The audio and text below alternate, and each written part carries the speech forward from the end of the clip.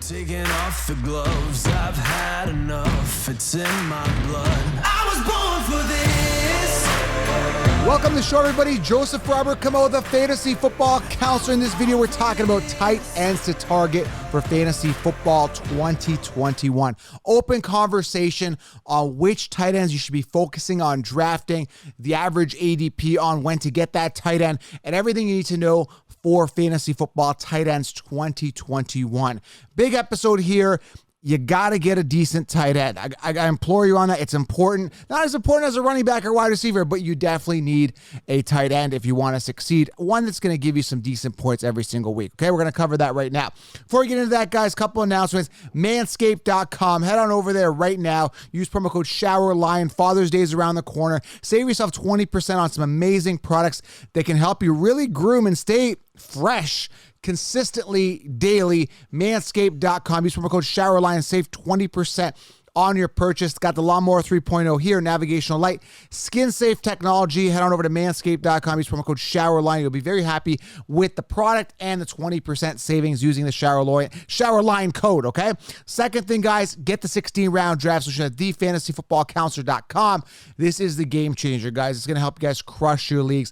Link here below. Head on over to thefantasyfootballcounselor.com. What is it, guys? Well, it's a video training. I give you all the optimal players to draft in each round. It's like having me at the draft with you. I do full mock drafts in there as well. I lay out all the optimal players, sleepers, breakout, dynasty players, everything you need, guys, in one spot. 16 rounds, get it below.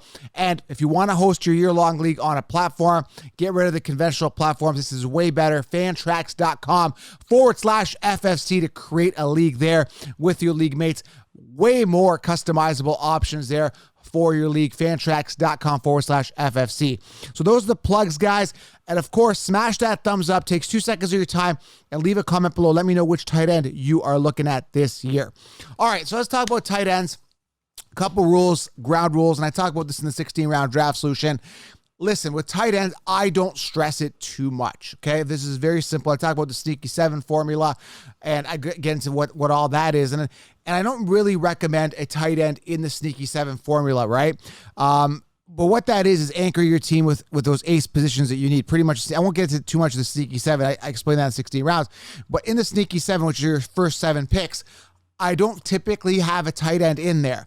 But this year, this case, I may make an exception here.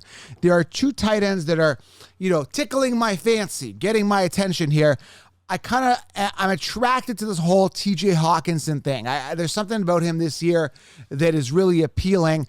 And maybe part of that is the fact that literally the Detroit Lions have no wide receiver whatsoever. Not somebody that's going to be viable enough to be a wide receiver one anyway.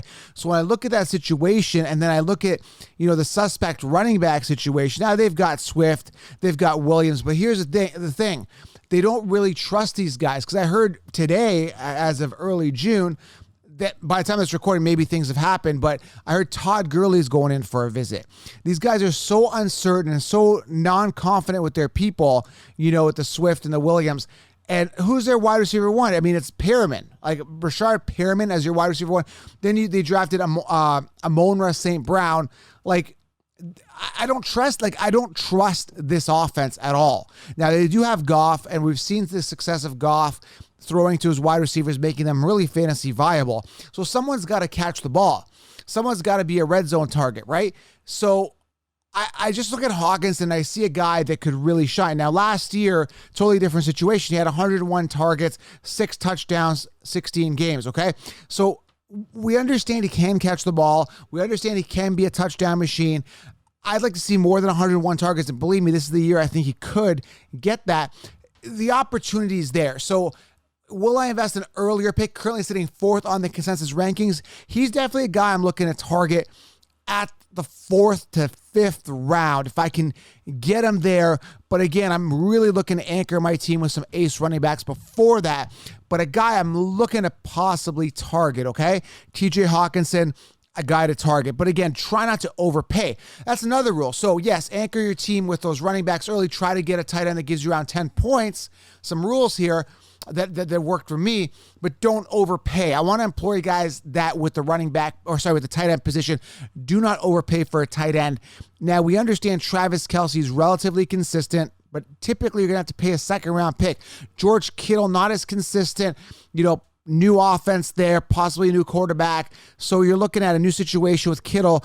Yes, the ceiling is there, but he's third right now on the consensus rankings for tight ends. So people are going to pay high for a Darren Waller, who's sitting number 2, Travis Kelce, who's number 1, and George Kittle, who's number 3. Very expensive. Now, then you get to the Hockenson, then you get to the Mark Andrews a little bit later. They tend to fall a little bit later. And then there's a big question with Kyle Pitts. So out of all those guys, Hockenson is the guy that is most appealing to me for the best value. I'm not going to overpay for Kittle, Waller, or Kelce. Mind you, they're going to get the volume. They're going to be the targets, and they are the guys there respectively on their team. But Hockenson, I think, huge opportunity. But the next guy, Kyle Pitts, again, I want to talk about this guy. A lot of talk about him. And what's so appealing, and again, just looking at the scenario here, Julio Jones is gone. The Falcons invested really early on Kyle Pitts in the first round. That was their first pick, okay? They could have gone with anybody. They went with Kyle Pitts. So I look at the situation. I look at Julio being gone. Now, Julio didn't play a full season last year. I think he had like 68 targets. The year before, when he thrived, he had about 157 targets. So I'm looking at 150 minimum freed up targets there available. And Kyle Pitts is a wide receiver. Like, he can be slated as a wide receiver. So, the Falcons understand this. They understand that they've got a weapon that arguably probably is the best talent coming out of this 2021 draft.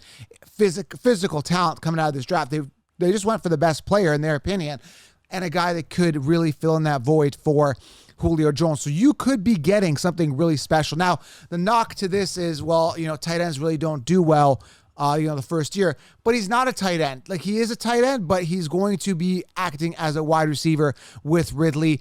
This could be exciting. I mean, Julio being shipped off could be huge. And if Kyle Pitts falls to, let's say, 4th, 5th round, you could be getting immense value here on a guy you definitely want to target. And I'm going to be looking to roster him without overpaying, right? I want to try to get him as early as I can without losing him, but as late as I can. I don't want to overpay for him, if that makes sense, okay? So there's a guy you definitely want to target. A lot of uncertainty, but with uncertainty comes upside, and upside could be really exciting for you guys, okay? Opportunity knocks for these two tight ends. I absolutely love them. I'm going to be trying to get one of these guys in my sneaky 7 in one of my first 7 picks, okay? So Kyle Pitts and TJ Hockenson. After that, after you've, those two guys, and then you've got your guys I'm not overpaying for, what do you do, right? So there's a ton of other options. Geno Smith as a sleeper tight end. I like him. Super good value, sitting 15th on the tight end rankings. New England knows how to use tight ends. He's in a good position there. Mike Gesicki is really appealing as well. I'll be looking to target him as a backup tight end, or if I end up missing out on a Kyle Pitts or TJ Hockenson. I think Gesicki could be a plug and play, because you've got that excitement of a young, not rookie quarterback, but a younger quarterback in Tua that could really gravitate to Gesicki. And that could be really appealing. Now, if you look at Gesicki's numbers last year, 85 targets, 53 receptions, 6 touchdowns in 15 games.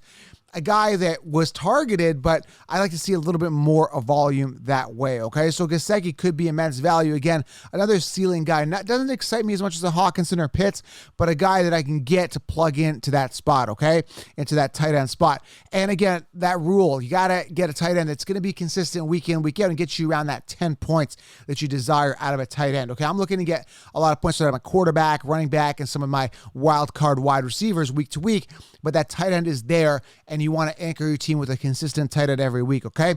Another guy I really like here is Noah Fant. Another guy I'm going to be targeting a little bit, simply because, the talent is there, the physical talent is there, and I like the opportunity. Now, there's speculation about the quarterback, rumors floating around at the time of this recording that Deshaun Watson could end up there. If Watson ends up there, that's a good thing for all wide receivers, including Courtland Sutton, Jerry Jeudy, and Noah Fant. With Drew Lock there, if Drew Lock gets a start, we've shown Denver does not believe in Drew Lock. This is literally a make or break year for Drew Lock. Will the targets from 93 go up for Noah Fant? Possibly. I'd like to see his touchdowns go up. He only had about 3 touchdowns last year, 673 yards. That needs to go up, right? They've got some good receiving targets, but again, that Sutton was hurt last year, so Sutton could get more of that volume. So if you're drafting Noah Fant, expecting last year's numbers, it's literally a coin toss, because you've got Courtland Sutton there coming back, who's going to get his volume, okay? And he was banged up last season. Noah Fant should have stepped up, finished 8th amongst tight ends last year with Sutton being out. So, a lot of question marks there with him, of course. But again, you're looking for a tight end a little bit later on, okay? There's other options as well. Again, I don't want to overpay. Gronkowski, I'm not really excited. I don't think the targets are there. Jared Cook is fascinating on the Chargers. He could get a lot of work as well. Hayden Hurst, things could open up for him in Atlanta, but a bit of a stretch there. But there really isn't anybody here that's really jumping out at me and saying, hey man, like I really got to get this guy and I got to draft him because I see a huge ceiling. Okay. So with tight end, get your 10 points. I'm just trying to see here if there's another guy that catches my attention. I know, let me just pull something up here. There is a tight end I am thinking about. The guy that the Steelers drafted. I'm trying to pronounce his last name here, guys. And again, I'm not really a last name kind of guy. So let me just pull this guy's name up here. I hope I'm pronouncing this right because it's Pat Freiermuth. Pat Freiermuth. There you go. I tried my best there. Maybe as a sleeper, Pat Freiermuth. But there's so many options there with Pittsburgh. Deontay, Claypool, Juju, and Washington. Is Pat Freiermuth going to get some volume, right? Again, it's all a gamble with tight end. I don't really, like I said, nobody's jumping out at me that's going to pop out and say, okay, this guy's a sleeper and I'm getting a guy's going to finish top 3 as of right now. Okay. The guys I mentioned, you could look at Robert Tonyan again. He finished 4th last year, 59 targets, but it's, I've been kind of hesitating doing these tight end episodes because it doesn't get exciting. You have your Kelsey, you have your Kittle, you have your Waller, and then there's a big fall off. And the closest thing to a high ceiling people are the Hockenson and Pitt. So that's why I'm really imploring you to try to get one of those guys. And again, I've named a Tonyan, I've named a Gesicki, a Geno Smith, a Cook later. Again, nobody else really pops out to me. Everything else is literally a crapshoot, okay? So with the tight end, those are the ones I like to target. Okay, I may do an episode. Maybe somebody is showing amazing stuff during summer camp or training camp or something like that, when I'm like, wow, that guy really sticks out to me, that I'm going to consider him as well as a backup tight end maybe. But as of right now, those are the guys I'm suggesting you guys target, but make sure you guys get those 10 points every single week. Okay, guys? Those are your tight ends to target for Fantasy Football 2021. Get the 16-round draft solution. It's really going to clear up a lot of things for you. All the optimal players drafted in each round. Subscribe, thumbs up, guys. And I am out. We'll talk soon.